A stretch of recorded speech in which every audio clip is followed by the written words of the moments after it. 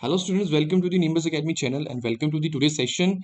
A very important news I'm going to share with you guys today and HP Studies के माध्यम से जो है nimbus academy for IAS Chandigarh आपके लिए बहुत ही इंपॉर्टेंट वीडियो जो है वो लेकर आ रहा है।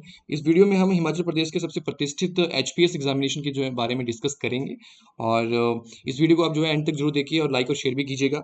सो एचपी स्टडी स्टूडेंट के लिए एक अच्छी न्यूज़ है दैट कि आप अगर निम्बस एकेडमी एप्लीकेशन डाउनलोड करके जो है अगर आप किसी भी टेस्ट सीरीज और वीडियो कोर्स को जो है वो अवेल करना चाहते हैं तो आप फ्लैट 20% ऑफ जो है आपको मिलेगा। और इस ऑफर को अगर आप अवेल करना चाहते हैं तो इस ऑफर के लिए आप जो है वो इस कूपन कोड का यूज़ करें। HPS 20 कूपन कोड का आप यूज़ कर सकते हैं और ये एक लिमिटेड ऑफर है गाइस। तो जो भी स्टूडेंट्स तैयारी कर रहे हैं एचपीएस के लिए टारगेट कर रहे हैं तो आप सबके लिए जो है ये ऑफर जो है वो बेनिफिशियल रहेगा। So here in this video, I'm going to discuss about the examination pattern and detailed syllabus of HPS examination. So, जैसा कि अभी रिसेंटली HPPSC ने जो है वो HPS एग्जामिनेशन के रिगार्डिंग नोटिफिकेशन जारी किया था और उसमें 16 वैकेंसीज जो है वो HPPSC ने जो है जारी की हैं। सो जो भी स्टूडेंट्स जो हैं पहली बार एग्जामिनेशन को देने वाले हैं और कुछ ऐसे भी स्टूडेंट्स हैं जो भी सोच रहे हैं कि इस एग्जामिनेशन को देना चाहिए या नहीं देना चाहिए, तो उन सब के लिए जो ये वीडियो हेल्पफुल रहेगी बिकॉज इसमें मैं आपको एग्जामिनेशन पैटर्न के बारे में और प्रीलिम्स एग्जामिनेशन के और मेंस एग्जामिनेशन की जो है वो सिलेबस के बारे में भी आपसे जो है वो आपके साथ जो है डिस्कस करूंगा। चलिए आगे बढ़ते हैं। आगे बढ़ने से पहले अगर आपने निम्बस अकेडमी एप्लीकेशन को डाउनलोड नहीं किया है तो आप इसे डाउनलोड कर लीजिए बिकॉज उसमें डेली के करंट अफेयर्स आपको मिलेंगे और भी बेनिफिट आप इस एप्लीकेशन से ले सकते हैं। सो बाकी रिस्पेक्टिव फेसबुक और टेलीग्राम पे हमें आप फॉलो कर सकते हैं। किसी भी तरह का डाउट इंक्वायरी है तो हमें डायरेक्ट व्हाट्सएप भी कर सकते हैं। चलिए आगे बात करते हैं एग्जामिनेशन की। देखिए ये एग्जामिनेशन 3 फेजेज़ में होता है। जैसा कि प्रीलिम्स एग्जामिनेशन जो कि एक स्क्रीनिंग टेस्ट होता है जिसमें जो है आपकी फर्दर जो है वो आपकी जो है वो सेग्रीगेशन होती है और फर्दर आप जो कैंडिडेट जो है वो मेंस एग्जामिनेशन के लिए जो है वो बुलाए जाते हैं। सेकंड जो है वो आपका मेंस एग्जामिनेशन होता है जो कि लिखित परीक्षा होती है और उसके बाद जो है आपके पास फाइनल राउंड जो होता है पर्सनैलिटी टेस्ट होता है जिसमें आपका पर्सनैलिटी आउटलुक और your suitable for the job और नॉट, उसमें वो कम्प्लीटली जो आपके जो पर्सनैलिटी के बारे में जो है वो जो है आपका टेस्ट जो है लिया जाता है जिसे हम इंटरव्यू कहते हैं। तो चलिए ये 3 फेजेज़ होते हैं। आगे हम बात करते हैं प्रीलिम्स एग्जामिनेशन की बात कर लेते हैं। देखिए ये एग्जामिनेशन में जो है प्रीलिम्स एग्जामिनेशन में 2 पेपर होते हैं। पेपर फर्स्ट जो है आपका जनरल स्टडीज़ होगा, जो भी आपका जीके वगैरह रहता है, जितने भी सारे डिफरेंट डिफरेंट जो है उसमें सब्जेक्ट रहते हैं उनके बारे में आगे मैं बात करूंगा। तो जनरल स्टडीज़ का पहला पेपर होता है और सेकंड पेपर जो है वो एप्टीट्यूड टेस्ट होता है जिसमें आपकी रीजनिंग और इंग्लिश एबिलिटीज़ और आपके मैथमेटिकल एबिलिटीज़ जो है वो इसमें जो है वो टेस्ट की जाती हैं। सो ये आपका जो है क्वालिफाइंग नेचर का होता है, ये आपने ध्यान देना है, क्वालिफाइंग नेचर का होता है। देखिए ये दोनों के दोनों पेपर जो है 200 मार्क्स के होंगे और एक हर पेपर जो है वो उसमें जो है 100 क्वेश्चंस होंगे और हर एक क्वेश्चन जो है वो 2 मार्क्स का होगा और इसमें जो नेगेटिव मार्किंग भी होगी और 1/3 नेगेटिव मार्किंग होगी। सो देखिए इसमें आपको आपका जो पेपर 1 तभी आपका चेक होगा अगर आप पेपर 2 क्वालीफाई करते हैं। मतलब आपको जो है वो 33 जो है वो परसेंट मार्क्स लेने हैं। तो अगर 200 का 33% आप करें तो इट्स अराउंड 66-67 आपको मार्क्स लेने पड़ेंगे। और जब आपका ये क्वालीफाई हो जाता है तभी आपका जीएस का पेपर जो है फर्दर जो है वो चेक होता है और फिर फर्दर फिर ऑल ओवर जो है कट ऑफ डिसाइड होती है। कट ऑफ जो है वो ली जाती है according to the number of vacancies जितनी है उस हिसाब से जो है वो मेंस रिटन एग्जामिनेशन के लिए जो है वो कैंडिडेट बुलाए जाते हैं। तो इस तरह से ये एग्जामिनेशन रहता है। सो देखिए अगर कट ऑफ की मैं बात करूँ तो देखिए ये 200 में से जो है आपको जीएस का पेपर जो आपका जो कट ऑफ डिसाइड करता है, तो 200 में से अगर आप 100 से ऊपर लेते हैं और 110 या 110 या 20 के बीच में अगर आपके मार्क्स आते हैं तो आपकी मोस्ट प्रोबेबिलिटी ये रहती है कि आपकी जो है एग्जामिनेशन क्लियर हो जाएगा। प्रीलिम्स एग्जामिनेशन आपका क्लियर हो सकता है, लेकिन आपको 110 से ऊपर मार्क्स लेने ही पड़ेंगे। अब बाकी डिपेंड भी करता है, इससे नीचे भी कट ऑफ जा सकती है और बट रिसेंट ट्रेंड के अकॉर्डिंगली जो है आपको 110 या 20 के आसपास जो है मार्क्स लेने पड़ते हैं और कट ऑफ ऊपर नीचे हो सकती है, डिपेंड करता है कि एग्जामिनेशन का लेवल क्या है, कितना टफ एग्जामिनेशन आया है, तो उसके ऊपर जो है डिपेंड करता है। ऐसा नहीं है कि 100 तक नहीं गई है, 100 भी किसी टाइम पे 100 भी आपके पास जो है वो कट ऑफ गई है। बट लेकिन अगर 110 लेते हैं और से ऊपर लेते हैं तो आपके मोस्ट जो है वो चांसेस रहते हैं इस एग्जामिनेशन को क्वालिफाई करने के, जो आपका जो फर्स्ट फेज होता है। सो सिलेबस की बात कर लेते हैं। देखिए इस पेपर 1 की जब सिलेबस की बात करें, देखिए इसमें जो है वो history, geography, political art and culture, social economic development of Himachal Pradesh. तो हिमाचल प्रदेश बहुत ही इंपॉर्टेंट मेजर रोल प्ले करता है एग्जामिनेशन में बिकॉज यहाँ से 20 क्वेश्चन सीधे सीधे हिमाचल के आते हैं। तो हिमाचल प्रदेश का जो है वो बहुत ही इंपॉर्टेंट हिमाचल प्रदेश का जो है बहुत इंपॉर्टेंट पार्ट रहता है और हिमाचल प्रदेश की नॉलेज होना हर एंगल से, चाहे वो हिस्ट्री है, ज्योग्राफी है, political and art and culture है और चाहे सोशल इकोनॉमिक डेवलपमेंट है, तो हर एक एंगल से जो है आपका हिमाचल प्रदेश की नॉलेज आपकी होना बहुत ज़रूरी है और बहुत ही ये मेजर जो है वो रोल प्ले करते हैं ये मार्क्स। देखिए 20 क्वेश्चन आएंगे तो 40 मार्क्स लगभग जो है वो हिमाचल से आएंगे। तो देखिए करंट इवेंट्स और नेशनल इवेंट इंटरनेशनल इंपॉर्टेंस, ये हिमाचल के बाद सेकंड मोस्ट इंपॉर्टेंट पार्ट है। देखिए ये जो है यहाँ पे भी लगभग जो है 15 to 20 क्वेश्चन, अगर हम लास्ट ईयर की बात करते हैं 2020 के पेपर की बात करते हैं प्रीलिम्स एग्जाम की, तो उसमें जो है मोर देन 20 जो है वो क्वेश्चन आए थे। तो 15 to 20 यहाँ पे वेरी करता है, 20 आ सकते हैं। तो देखिए ये भी 40 मार्क्स जो है आपका जो एटलीस्ट जो है वो ये लेता है। देखिए ये 20 क्वेश्चन यहाँ से लगभग बन जाते हैं, 20 क्वेश्चन यहाँ से बन जाते हैं। बाकी हम बात करते हैं history of India, Indian national movement. देखिए यहाँ पे आप मेनली जो है आपकी हिस्ट्री ऑफ इंडिया की बात करें तो जो मैक्सिमम क्वेश्चन जो उठते हैं वो आपकी मॉडर्न हिस्ट्री से उठते हैं। एशियन हिस्ट्री से भी कुछ ना कुछ क्वेश्चन आते हैं, ऐसी बात नहीं है। लेकिन आपने यहाँ पे अगर आप मॉडर्न हिस्ट्री पे आप ज़्यादा फोकस करेंगे तो वो बहुत ही इंपॉर्टेंट रहता है, बिकॉज इंडियन नेशनल मूवमेंट यहाँ से भी जो है लगभग जो है 5 से 10 क्वेश्चन आते हैं। तो मैं 10 क्वेश्चन मान के चल रहा हूँ। देखिए यहाँ से 10 क्वेश्चन। और इंडियन एंड वर्ल्ड ज्योग्राफी की बात कर लेता हूँ। देखिए इसमें वर्ल्ड ज्योग्राफी से भी क्वेश्चन आते हैं। अगर प्रीवियस क्वेश्चन पेपर फॉलो करते हैं तो आपको आइडिया लग जाएगा कि किस तरह के क्वेश्चन वर्ल्ड ज्योग्राफी से आते हैं। इसमें आपके पास एटलस होना चाहिए, जैसे ज्योग्राफी को अगर अच्छा आपने करना है वर्ल्ड एटलस वर्ल्ड मैप में कि आप में आपकी नॉलेज अच्छी होनी चाहिए। तो बहुत ज़्यादा डिफिकल्ट क्वेश्चन नहीं आते हैं प्रीलिम्स में। क्वेश्चन जो है वो मेनली स्टैटिकल फैक्चुअल क्वेश्चन होते हैं।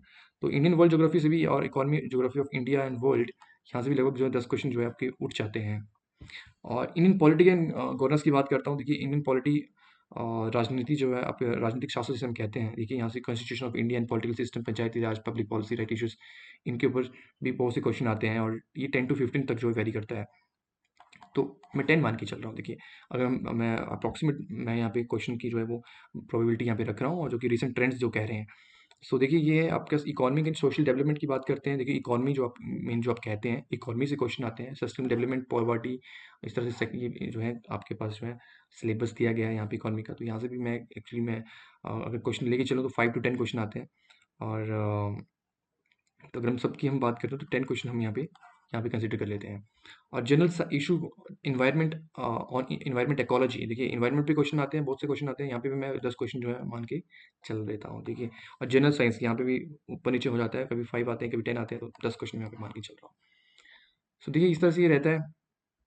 और इसमें अगर हम टोटल सब अगर हम क्वेश्चन की बात करें, देखिए 20, 20, 40 एंड 50, 60, 70, 80, 90 एंड 100, मतलब इस तरह से जो है वो मैंने डिस्ट्रीब्यूट किया मार्क्स। और मे बी ये आपके लिए हेल्पफुल रहेगा। सो ये सिलेबस था प्रीलिम्स का, और अकॉर्डिंगली आप प्रिपरेशन कर सकते हैं। आप ये देख रहे होंगे कि कौन सा सेक्शन जो है बहुत ज़्यादा इंपॉर्टेंट है। मैं इसके ऊपर जो है डिटेल स्ट्रेटेजी भी जो है उसके ऊपर भी वीडियो बनाऊंगा, जिसमें मैं प्रॉपर्ली आपको स्ट्रेटेजी मैं बताऊंगा कि किस तरह से कहाँ कहाँ किन किन जगहों पे आपको फोकस करना है, और कहाँ कहाँ से किन किन टॉपिक्स पे जो है मैक्सिमम क्वेश्चन पूछे जाते हैं, अगर आप बिल्कुल अभी जो है वो नए हैं और ये अटेम्प्ट देना चाहते हैं। चलिए आगे बात करते हैं एप्टीट्यूड टेस्ट की। देखिए ये टेस्ट जो है इसे लाइटली नहीं लेना है, बिकॉज क्वालिफाइंग नेचर का जरूर है, लेकिन इसमें भी जो है ये टेस्ट क्लियर नहीं होता है, बिकॉज सबसे पहले आप ये इसी पेपर को इवेलुएट किया जाता है। इसमें वैसे बेसिकली जो है वो 10th लेवल तक की जो है आपके पास बेसिक आपकी जो है वो मैथमेटिक्स आता है, इंग्लिश लैंग्वेज आती है, 10th लेवल तक की आती है। बाकी कॉम्प्रिहेंशन जो है स्किल्स होते हैं, इंटरपर्सनल स्किल्स आपके यहाँ पे जो है वो चेक किए जाते हैं, including communication skills, logical reasoning भी क्वेश्चन आते हैं, डिसीजन मेकिंग के क्वेश्चन आते हैं, मेंटल एबिलिटी भी क्वेश्चन आते हैं। तो ये एग्जामिनेशन भी इंपॉर्टेंट है और इसे क्वालिफाइंग नेचर का है। और लगभग जो है ये सी साइड पेपर के साथ मिलता जुलता है। चलिए ये था प्रीलिम्स एग्जामिनेशन की सिलेबस के बारे में बात थी। अब हम मेंस एग्जामिनेशन के बारे में बात करेंगे। देखिए ये नोटिफिकेशन है जो कि ऑफिशियल नोटिफिकेशन है, जो कि हाई कोर्ट ऑफ हिमाचल प्रदेश के द्वारा भी जारी की गई है। देखिए जिसमें जो है mains examination pattern, mains examination के और मेंस एग्जामिनेशन की जो है वो सिलेबस के बारे में यहाँ पे बात हुई है इस पर्टिकुलर नोटिफिकेशन में। चलिए आगे बात करते हैं। और सबसे पहले कुछ इंपॉर्टेंट इंस्ट्रक्शन है। देखिए ये कह रहे हैं कि मेंस एग्जामिनेशन की जो जब ये होगा तो आपके पास जो है कंपल्सरी सब्जेक्ट होंगे वो आपको देने पड़ेंगे, और आपके पास एक आपका जो है खुद का चुना हुआ जो है ऑप्शनल सब्जेक्ट होगा। आगे हम बात करेंगे देखिए किस तरह कितने जो है वो कंपल्सरी सब्जेक्ट हैं, और आप ऑप्शनल सब्जेक्ट जो हैं वो कौन से हैं वो हम आगे बात करेंगे। देखिए ये तो हो गया। और बाकी जो है आपके पास यहाँ पे ये कहा गया है कि कैंडिडेट जो है वो क्वालिफाइड रिटन एग्जामिनेशन के लिए तभी होगा जब वो completely total all of 45% marks लेता है। और जो कंपल्सरी पेपर्स हैं जैसे कि हिंदी और इंग्लिश जो कट ऑफ में एक्चुअली नहीं आते हैं, उनमें जो है आपको 40% मार्क्स लेने पड़ेंगे क्वालिफाइंग, जो क्वालिफाइंग नेचर के हैं। आगे बात करेंगे इसके बारे में। बाकी जो है नेक्स्ट आफ्टर आफ्टर दैट जो है वो जो कह रहे हैं कि इंटरव्यू के लिए जो कॉलिंग होगी वो shall not be exceed 3 times of number of vacancies. मतलब जो है वो 3 times जो है वो उस तरह से जो है वो वैकेंसीज के 3 times जो है वो बुलाए जाएंगे इंटरव्यू के लिए, ये कह रहे हैं आफ्टर मेंस रिटन एग्जामिनेशन। तो देखिए कंपल्सरी पेपर, अब हम बात कर लेते हैं यहाँ पे पेपर्स की। और कितने पेपर होते हैं मेंस रिटन एग्जामिनेशन में। देखिए यहाँ पे जो है पेपर, यहाँ पे लगभग पूरे अगर हम पेपर की बात करते हैं तो ये 8 पेपर होते हैं।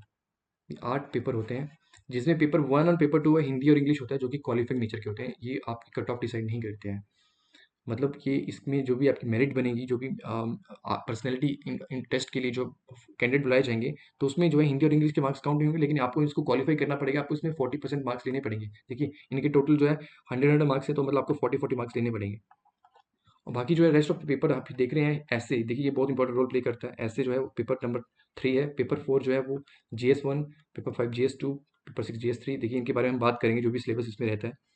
और ऑप्शनल सब्जेक्ट देखिए, ये ऑप्शनल सब्जेक्ट को आप एक चूज़ करना पड़ेगा, उसके 2 पेपर होंगे। पेपर नंबर आपके पास जो 7 है, पेपर नंबर 8।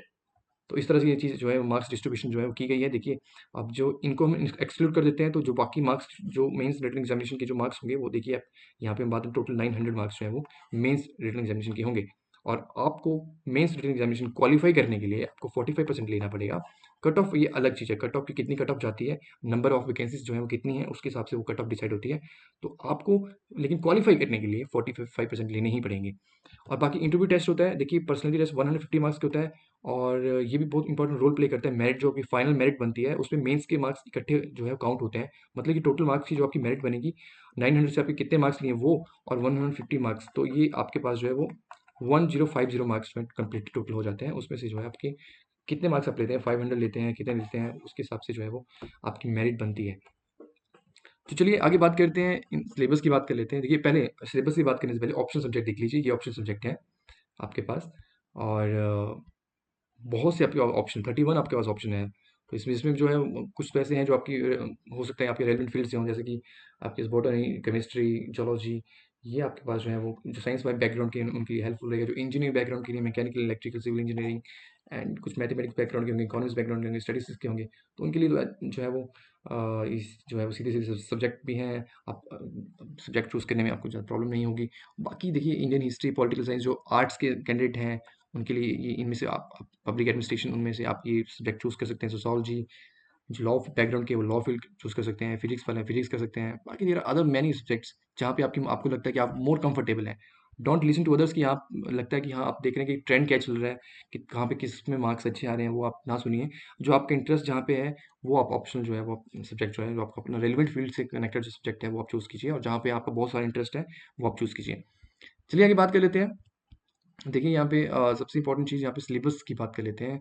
और यहाँ पे कंपल्सरी पेपर की बात करूँ, पेपर इंग्लिश की बात करूँ, तो देखिए यहाँ पे जो है बेसिक जो है वो आपके पास जो है वो +2 लेवल तक की जो है वो आपके comprehension level, grammatical expression, clarity of ये प्रिसीजन ऑफ इन एक्सप्रेशन, ये मतलब इवैल्यूएशन है। मतलब कैंडिडेट की नॉलेज को चेक करने के लिए यहाँ पे मेन जो है वो इस तरह से जो एग्जामिनेशन ये रहता है। और जो 12th लेवल तक की जो ये चीज़ें रहती हैं, जैसे ग्रामर आपका, vocabulary, comprehension, precise writing, English composition, तो इस तरह से जो है ये एरिया ऑफ टेस्टिंग है। यहाँ से जो है आपके पास इंग्लिश में पेपर में जो है वो क्वेश्चन आएंगे। बाकी फर्दर जो है हिंदी की बात कर लेते हैं, तो हिंदी में जो है आपके पास जैसे कि ट्रांसलेशन आएगी, आपके पास इंग्लिश का पैसेज दिया हुआ, आपको हिंदी में ट्रांसलेट करना होगा। हिंदी को आपको इंग्लिश में करना है। और कुछ पोइट्रीज होंगी या प्रोज होंगे, देखिए जैसे कविताएं होती हैं, उनको अपने फर्दर जो है वो उनकी व्याख्या करनी है। कंपोजिशन जो है, मुहावरे हो जाते हैं, कोई आपको कोई आपके पास जो है वो आपको कोई सेंटेंस दिया है, उसको करेक्ट करना है, तो इस तरह से कुछ चीज़ें आती हैं। प्रीवियस पेपर फॉलो कर सकते हैं यहाँ पे।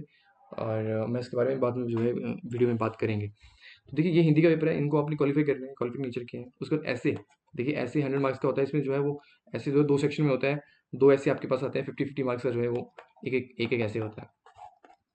सो इसमें भी मैक्सिमम जो आपके एरिया ऑफ टेस्टिंग इन्होंने बताया कि किस तरह की हम टेस्टिंग करते हैं। मेनली जो है कि आप कितना अच्छा लिखते हो, और कितना प्रिसाइज लिखते हो, और कितना कोहेरेंट आप लिख रहे हो, क्या आपने सब्जेक्ट चूज़ किया, ये सब चीज़ें मैटर करती हैं। बाकी वैल्यूएशन जो है कह रहे हैं कि आप आपकी किस तरह से अपने ऐसे की फॉर्मेट चूज़ किया है, और आपकी ग्रामेटिकल करेक्शन, वो भी आप एक्सप्रेशन, वो भी सब देखेंगे। Originality of the thoughts and expression, वो भी उनको भी जो है वो क्रेडिट दिया जाएगा। तो इस तरह से उन्होंने कहा है। सो ये है आपके पास ऐसे का। ऐसे is also very important paper, जो कि बहुत इंपॉर्टेंट रोल प्ले करता है आपकी फाइनल कट ऑफ में। आगे देखिए पेपर 4 की बात कर लेते हैं अब, जो कि GS 1 है, 200 मार्क्स का होता है। इसमें सबसे पहले जो है वो ये जो यूनिट जो है वो 3 यूनिट्स होंगी, और हर यूनिट के जो है सब यूनिट होंगी। मतलब हर यूनिट की 3 सब यूनिट होंगी, और 3 एक पेपर की 3 यूनिट होंगी। तो यूनिट 1 की अगर हम बात कर रहे हैं, यूनिट 1 की बात करें, देखिए काफ़ी डिटेल्ड सिलेबस है, तो आपने घबराना नहीं है बिकॉज़ ये लग रहा है लेकिन इतना डिटेल, लेकिन जितना इन्होंने दिया है स्पेसिफिक दिया है, अगर आप वहीं से ही एग्ज़ामिनेशन जो है आता है, बाहर से कहीं से एग्ज़ामिनेशन नहीं आता है। तो ये लगेगा आपको ज़्यादा है, लेकिन अगर आप अच्छे से तैयारी करते हो तो ये सब चीज़ें जो है छोटी लगने लगती हैं। चलो देखते हैं, आगे बात करते हैं। देखिए सब यूनिट 1 की बात कर लेते हैं। यहाँ पे आपके हिस्ट्री मेन आपने देखा होगा, एंशिएंट हिस्ट्री और मॉडर्न हिस्ट्री जो है मेनली इस यूनिट सब यूनिट में कवर किया है। इसमें जो है आपकी एंशिएंट हिस्ट्री है और इसमें आपकी मॉडर्न हिस्ट्री है। जो आर्ट्स वाले कैंडिडेट उनको अच्छे से पता होगा कि मॉडर्न और एशियन हिस्ट्री में किस तरह से डिफरेंस है। और तो एशियन मेडिवल जो है वो आपके मेनली एशियन हिस्ट्री के यहाँ से क्वेश्चन आते हैं और आर्ट एंड आर्किटेक्चर से आते हैं। तो मैं यहाँ प्रेफर करूँ कि आप तमिलनाडु वाली जो बोर्ड वाली है, तमिलनाडु बोर्ड की जो एनसीईआरटीज़ है एशियन हिस्ट्री के लिए, वो आप जो है वो फॉलो करें, तमिलनाडु बोर्ड। चलिए आगे बात करते हैं, सभी टू की बात करते हैं। तो देखिए यहाँ पे जो है वो वर्ल्ड हिस्ट्री से जो है वो मैक्सिमम यहाँ पे यूनिट जो कवर करती है। देखिए इसमें industrial revolution, faces ideology, world wars and all, तो ये आपके पास वर्ल्ड हिस्ट्री से आता है और यहाँ पे भी आपके एनसीईआरटीज़ आपकी बहुत काम आएंगी। चलिए आगे बात करते हैं, सब यूनिट 3 की बात करते हैं। देखिए जो जितनी भी हर यूनिट की सब यूनिट जो 3 होगी वो हिमाचल से कनेक्ट होगी। तो हिमाचल इज़ वेरी इंपॉर्टेंट और हिमाचल की जो है वो ये हिमाचल की हिस्ट्री जो है मेनली जो पूछी जाएगी आपकी सब यूनिट 3 में। तो स्ट्रैटेजी में जब मैं एक और वीडियो बनाऊंगा तो मैं अच्छे से डिस्कस करूंगा कि आपको किन किन पार्ट्स पे कहाँ से कैसे फोकस करना है। चलिए आगे बात करते हैं, यूनिट 2 की बात कर लेते हैं। तो इसमें जो है आपके पास जो डिजास्टर मैनेजमेंट से जो है वो यूनिट 2 डिजास्टर मैनेजमेंट से आपसे क्वेश्चन आएंगे। और अगर सब यूनिट 2 की बात करता हूँ तो इसमें ज्योग्राफी आपसे पूछी जाएगी और ये आपके ज्योग्राफी, इंडियन ज्योग्राफी के बारे में आपसे मेनली जो आपसे पूछा जाएगा, ज्योग्राफी है। और देखिए सब यूनिट 3 की बात करता हूँ तो अगेन इसमें हिमाचल की ज्योग्राफी जो है, क्योंकि सब यूनिट 3 है तो दोबारा से एचपी की बात होगी, तो एचपी की जो ज्योग्राफी है उसके बारे में यहाँ पे जो है सिलेबस दिया गया है, जिसमें आपके पास जो है वो यहाँ पे टॉपोग्राफिकल एस्पेक्ट से क्वेश्चन पूछे जाएंगे, ज्योग्राफिकल एस्पेक्ट से पूछे जाएंगे। और आपके यहाँ पे डिफरेंट डिफरेंट पॉलिसीज फॉरेस्ट के लिए लेके, इंडस्ट्री लेके, टूरिज्म पॉलिसी लेके क्या है, कैसी हैं, एंड हज़ार वल्नरेबिलिटी और रिस्क प्रोफाइल हिमाचल प्रदेश, इस तरह से जो है ये टॉपिक्स कवर किए गए हैं। तो और अगर हम बात करते हैं यूनिट 3 की बात करते हैं, आप देखिए यूनिट 3 में जो है वो आपके पास ये सोसाइटी, सोशोलॉजी जिसमें कहते हैं, सोसाइटी से क्वेश्चन आए हैं और सोशोलॉजी की कोई बुक आप फॉलो कर सकते हैं। यहाँ पे जो है वो ये कुछ जो है जैसे कि आपकी family, marriage, kinship, religion, social stratification, इस तरह से क्वेश्चन टॉपिक इसमें कवर हुए हैं। Child rights and right to education, society के ऊपर क्वेश्चन है, ये यूनिट कवर करती है। यूनिट 2 जो है वो मेनली गवर्नेंस के ऊपर है और गांधीयन थॉट। देखिए इसमें जो है mainly philosophical basis of public service, governance and integrity, professionalism, accountability, mainly governance और गवर्नेंस के ऊपर है। और जो गवर्नेंस में जो इस किस तरह की जो है वो इंटेग्रिटी एंड प्रोफेशनलिज्म होना चाहिए, अकाउंटेबिलिटी होनी चाहिए, तो मेनली उसके ऊपर है। और गांधीयन थॉट, ये इंपॉर्टेंट पार्ट टॉपिक है। तो ये सब इन टू में। और सब इन 3 की बात करता हूँ तो इसमें दोबारा से जो है वो हिमाचल प्रदेश के customs, culture, fair and festivals के ऊपर जो है क्वेश्चन आएंगे। मतलब दोबारा से यहाँ पे सोसाइटी वाला पार्ट जो है वो सोशल एंड कस्टम वाला पार्ट जो कवर होगा हिमाचल प्रदेश का, एचपी सोशल एंड कस्टम। आगे बात कर लेते हैं। देखिए पेपर, ये पेपर जो था वो पेपर 4 के बारे में था, जीएस जो फर्स्ट होता है आपके पास। अब पेपर नंबर 5 जो कि जीएस 2 है, देखिए इसमें जो है अब जो पार्ट रहता है, देखिए अब हमारी हिस्ट्री तो होगी और अब उसके बाद जो है फर्दर यहाँ पे जो है वो बात हो रही है, यहाँ पे पॉलिटी की बात हो रही है। तो सब वो है पॉलिटी है, पॉलिटी से संबंधित जो है वो चैप्टर है आपके पास। सब यूनिट 1 जो है यूनिट 1 का, और यूनिट 1 का ही सब यूनिट 2 जो है वो भी आपके पास जो है वो पॉलिटी से ही कनेक्टेड है। पॉलिटी, और पॉलिटी के लिए आप मैक्सिमम जो बुक्स फॉलो की जाती है वो लक्ष्मीकांत की जाती है, ये सबको ही पता होगा। लक्ष्मीकांत पॉलिटी के लिए मैक्सिमम लोग फॉलो करते हैं। आप नए एस्पिरेंट हैं तो आप लक्ष्मीकांत बुक को अगर इसी कोई बुक को फॉलो करोगे, अच्छे से पढ़ोगे, तो आई थिंक आपका काम हो जाएगा। आगे बात करते हैं हम सब यूनिट 3 की बात कर लेते हैं। देखिए यहाँ पे फिर से एचपी जीके की बात करेंगे और यहाँ पे जो है वो जो हिमाचल प्रदेश की जो पॉलिटिकल पार्टीज़ हैं, किस तरह की डेवलपमेंट हुई हैं, उनके बारे में बात होगी और किससे प्रेशर ग्रुप्स जो एक्टिव रहे हैं, और स्टेट की रीऑर्गेनाइजेशन, क्योंकि स्टेट कभी आपके पास चीफ मिनिस्टर प्रोविंस था, फिर यूनियन टेरिटरी भी रहा, और फिर हिमाचल प्रदेश काफ़ी लंबे स्ट्रगल के बाद, हार्डशिप के बाद स्टेटहुड अचीव करता है। तो उस वो सारी सारी जर्नी एंड ऑल, और हिमाचल प्रदेश की किस तरह की स्टैट्यूटरी बॉडीज़ हैं और जुडिशल बॉडीज़ हैं हिमाचल प्रदेश में एक्टिव, उनके ऊपर क्वेश्चन पूछे जाएंगे। सो ये तो पॉलिटिकल एडमिनिस्ट्रेटर जो है वो क्वेश्चन आपके पास आएंगे एचपीजी के। यूनिट 2 की बात कर लेते हैं। यूनिट 2 में जो है आपके पास देखिए यहाँ पे गवर्नेंस और गुड गवर्नेंस की बात हो रही है, तो यहाँ पे मेनली जो है वो इस पार्ट की बात की जाएगी। इसमें लोकल सेल्फ गवर्नमेंट को भी इंक्लूड किया गया है, पंचायती राज सिस्टम जो आपका होता है, डिस्ट्रिक्ट एडमिनिस्ट्रेशन जैसे जो किस तरह का रोल रहता है डिप्टी कमिश्नर का, changing role of deputy commissioner, वो आपको से क्वेश्चन पूछे जाएंगे। गवर्नेंस और गुड गवर्नेंस के ऊपर क्वेश्चन पूछे जाएंगे। तो ये सब यूनिट 1 है। यूनिट 2 का सब यूनिट 1 है। यूनिट 2 का सब यूनिट 2 जो है वो आपके पास जो है वो जो इनके रोल के बारे में पूछे जाएंगे। जो नॉन गवर्नमेंट ऑर्गेनाइजेशन है, एनजीओज हैं, सेल्फ हेल्प ग्रुप्स हैं, वो किस तरह का रोल प्ले करते हैं सोसाइटी में, एंड बाकी किस तरह की जो है वो इश्यूज हैं related to quality of life, और इंडिया क्या कर रहा है इन पर्टिकुलर पार्ट को इम्प्रूव करने के लिए। और women minority backward classes different person and children in India, उनके लिए क्या किया जा रहा है, सरकार क्या कर रही है, किस तरह की पॉलिसीज हैं, प्रोग्राम्स हैं, स्कीम्स हैं, वेलफेयर स्कीम्स हैं शेड्यूल कास्ट और शेड्यूल ट्राइब्स के लिए, वो इस यूनिट में कवर किया जाएगा। देखिए गवर्नेंस ऑफ हिमाचल प्रदेश, ये फिर से जो है वो गवर्नेंस ऑफ हिमाचल प्रदेश की बात होगी। सब यूनिट 3 है तो गवर्नेंस ऑफ हिमाचल प्रदेश। और अगर हम यूनिट 3 की बात कर लेते हैं तो देखिए यहाँ पे जो है इंटरनेशनल रिलेशन, ये बहुत ही इंपॉर्टेंट टॉपिक है, चैप्टर है ये। सब यूनिट जो है यहाँ पे इंटरनेशनल रिलेशन से बारे में बात होगी। सब यूनिट 2 की बात करता हूँ तो यहाँ पे जो है वो ये भी लगभग मिलता जुलता ही है, जो कि इंटरनेशनल रिलेशन से। देखिए इसमें जो है वो आपको किस तरह की पॉलिसीज हैं जो कि डेवलप कंट्रीज में और इंडिया का इंटरेस्ट में किस तरह से है, और इंडिया डायस्पोरा के बारे में बात होगी। इंपॉर्टेंट इंटरनेशनल इंस्टीट्यूशन कौन से हैं, एजेंसी कौन से हैं, इनका स्ट्रक्चर इस तरह से यहाँ पूछा जाएगा।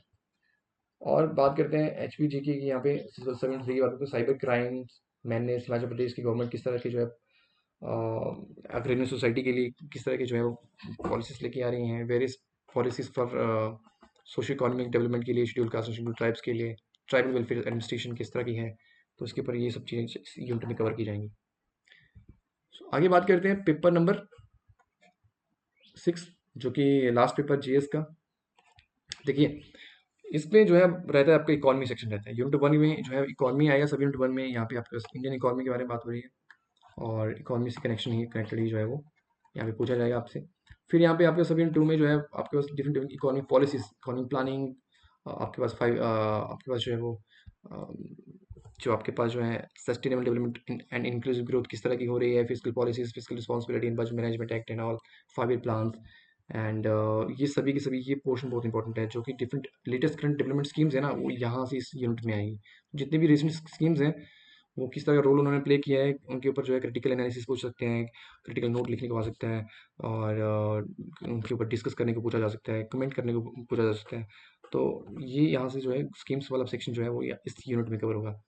पेपर नंबर आपके पास जो है वो पेपर नंबर 6 में, सब यूनिट 2 में। तो ये ध्यान रखना है। बाकी जितने भी डिफरेंट इंटरनेशनल और फाइनेंशियल और इकोनॉमिक ऑर्गेनाइजेशन है, आईएमएफ जैसे IMF, WTO, IBRD and others, इनके ऊपर जो है क्वेश्चन पूछे जा सकते हैं। और अगर हम हिमाचल प्रदेश की बात करते हैं, हिमाचल प्रदेश की इकोनॉमी में देखिए किस तरह का जो है वो जो भी इंपॉर्टेंट सेक्टर हैं जो कि हिमाचल की इकोनॉमी में रोल प्ले करते हैं, तो वो किस तरह का रोल प्ले कर रहे हैं, और किस तरह से इंडस्ट्री रोल प्ले कर रही है, किस तरह से रेवेन्यू जनरेशन हो रहा है, special reference to hydro potential, tourism, flora and fauna and tax basis and pro and cons क्या है, इस तरह से जो है इन सेक्शन को ऐड किया गया है हिमाचल प्रदेश। बाकी देखिए आगे बात करते हैं यूनिट 2 की, सब यूनिट 1 की बात करते हैं। तो देखिए यहाँ पे स्पेस एंड, ये जो यूनिट 2 का सब यूनिट 1 है, ये स्पेस एंड टेक्नोलॉजी के ऊपर बेस्ड है। इसमें आपको जैसे इसरो है, इंडियन स्पेस रिसर्च ऑर्गेनाइजेशन के बारे में पूछा जा सकता है, रिमोट सेंसिंग कम्युनिकेशन सैटेलाइट के बारे में पूछा जा सकता है। एंड सब यूनिट 2 की बात करते हैं तो देखिए इसमें जो है कन्वेंशनल नॉन कन्वेंशनल एनर्जी के बारे में पूछा गया है, और किस तरह की रोल प्ले कर रही है non conventional sources of energy and nuclear energy, how they are playing, and किस तरह की पॉलिसी जो है वो गवर्नमेंट लेके आ रही है को प्रमोट करने के लिए। तो कन्वेंशनल नॉन कन्वेंशनल एनर्जी के बारे में, सोर्सेज ऑफ एनर्जी के बारे में यहाँ पूछा जाएगा। सब यूनिट 3 देखिए, ये आपके पास जो है दोबारा एचपीजी के बारे में बात होगी, और यहाँ पर जो है आपके कौन सी different modern and emerging technology जो इनिशिएटिव स्टेट गवर्नमेंट ले रही है अपनी गवर्नेंस को इम्प्रूव करने के लिए, अपने जो है वो डिफरेंट डिफरेंट सेक्टर को इम्प्रूव करने के लिए, बायोटेक्नोलॉजी की पॉलिसीज किस तरह की हैं, आपके पास एप्लीकेशन फॉर डेवलपिंग हॉर्टिकल्चर किस तरह की एप्लीकेशन है, medicine and aromatic plants source of state ये कैसे हैं, आईटी पॉलिसीज जिसमें हिम्स-1 बहुत इंपॉर्टेंट है, किस तरह का रोल प्ले करता है, ई गवर्नेंस किस तरह क्या है, और कैसा स्टेट प्लान कर रहा है इस पर्टिकुलर पार्ट को लाने के लिए, और क्या क्या किया है, कंसेप्ट लोक मित्र क्या है, Aryabhatta geo informatics space application centre जो कि शिमला में है, वो क्या रोल प्ले करता है। तो इस तरह से डिफरेंट डिफरेंट टॉपिक्स आएंगे सब यूनिट 3 से, और जिसमें ये सब कवर भी किए गए हैं। यूनिट 3 की बात करता हूँ, देखिए इसमें जो है आपके पास जितने भी आपके पास जो है वो इन्वायरमेंट से कनेक्टेड जो है वो क्वेश्चन पूछे जाएंगे, और उनके रिगार्डिंग कौन कौन सी जो है वो पॉलिसीज हैं। तो मेनली यहाँ पे जो है इन्वायरमेंट कंसर्न क्वेश्चन जो है वो आपके पास आपको देखने को मिलेंगे। और सब यूनिट 2 की बात करता हूँ तो इसमें latest development in science and technology के ऊपर जो है यहाँ पे क्वेश्चन होगा। सब यूनिट 3 की बात करता हूँ। देखिए इसमें साइंस एंड टेक्नोलॉजी की मैं बात करूँगा, इसमें जो है किस तरह से जो है साइंस एंड टेक्नोलॉजी हेल्प कर रही है एग्रीकल्चर को, हॉर्टिकल्चर को प्रमोट कर रही है। किस तरह से national mission for system agriculture क्या है, मेनली एग्रीकल्चर सेक्टर को और हॉर्टिकल्चर सेक्टर को यहाँ पे जो है वो इंक्लूड किया गया है। ये कंसेप्ट ऑफ फार्मिंग फार्मिंग क्या है और रेन वाटर हार्वेस्टिंग क्या है, ये सब यहाँ पे जो है कवर किए गए हैं। यूनिट 3 की बात करता हूँ तो वही जो है इसमें जो है पूरा का पूरा ये चैप्टर जो है ये टूरिज्म ऑफ हिमाचल पे जो है वो से बिलोंग करता है। देखिए इसमें क्योंकि जैसे टूरिज्म जो है वो बहुत ही इंपॉर्टेंट रोल प्ले करता है हिमाचल प्रदेश की इकोनॉमी में, तो टूरिज्म के ऊपर ये सब पूरा का पूरा चैप्टर जो है आधारित है। तो इस तरह से ये सिलेबस है आपके पास जो है पेपर 4, 5, 6 का ये सिलेबस था। और आई होप कि आपके लिए हेल्पफुल रहेगा कि आपको एक ओवरव्यू से दे रहा हूँ कि किस तरह की चीज़ें रहेंगी, किस तरह का पार्ट रहेगा कि आप इसको अप्रोच कर सकते हो। अप्रोच करना बहुत ईजी है, ये लंबा लग रहा है लेकिन यहाँ यहीं से ही जो है क्वेश्चन आएंगे, यहीं से क्वेश्चन पूछे जाएंगे, बाहर से कहीं से कुछ जो है वो नहीं पूछा जाता। और एक बार अगर आपकी प्रिपरेशन जो है अच्छे से सबकी हो जाती है, फिर जो काम रहता है वो रिवीजन का काम रहता है, फिर आपका काम जो है वो हो जाता है। देखिए नेक्स्ट जो है आपकी जो है वो फर्दर आप कितना मार्क्स लेके आते हो और आपकी कट ऑफ के अकॉर्डिंगली, वैकेंसीज के अकॉर्डिंगली जो है आपकी कॉलिंग होगी, इंटरव्यू कॉलिंग होगी और 150 मार्क्स जो है उसमें आपकी वैल्यूएशन होगी। और ये इनकी कुछ रिगार्डिंग है कि आप पे क्या क्या आपके बेसिकली इस पार्ट में जो टेस्ट किया जाएगा। They were going to check your mental caliber of candidate and broad term. This is really an assessment not only of your intellectual property, intellectual qualities, but also social traits and other interest in the current affairs, including the knowledge of custom, manners and dialects of Himachal Pradesh. तो ये सब चीज़ें यहाँ पे जो है वो cover की जाएंगी, जो आपको जहाँ पे आपकी मेन इवेल्युएशन होगी। सो इस तरह का जो है पैटर्न है, इस तरह की सिलेबस है आपका। और जो भी स्टूडेंट जो है अभी सोच रहे हैं इस एग्जामिनेशन को देने के लिए, मेरी उनके लिए मेरी जो है वो शुभकामनाएं जो है उनके साथ है। आप जाइए और आप बिल्कुल जो है वो बिल्कुल निश्चिंत होकर जो है इस एग्जामिनेशन की जो है तैयारी कीजिए और इस एग्जामिनेशन को दीजिए, बिकॉज ये बहुत ही प्रेस्टिजियस एग्जामिनेशन माना जाता है और ये बहुत एक इंपॉर्टेंट रोल प्ले करता है। बहुत ही आपको जो है एक डाइवर्स जो है वो एक आपको प्लेटफॉर्म देता है लोगों की सेवाएं करने का। सो मेरी जो है विशेष आपके साथ है, आप तैयारी करते रहिए। देखिए इस तरह का ये सिलेबस था। किसी तरह का डाउट है तो आप कमेंट सेक्शन में बता सकते हैं, तो मैं उन डाउट्स को जो है वो उनका रिप्लाई करने की मैं कोशिश करूँगा। तो आई होप ये वीडियो जो है आपके लिए हेल्पफुल रही होगी। So thank you so much guys, thank you and all the best.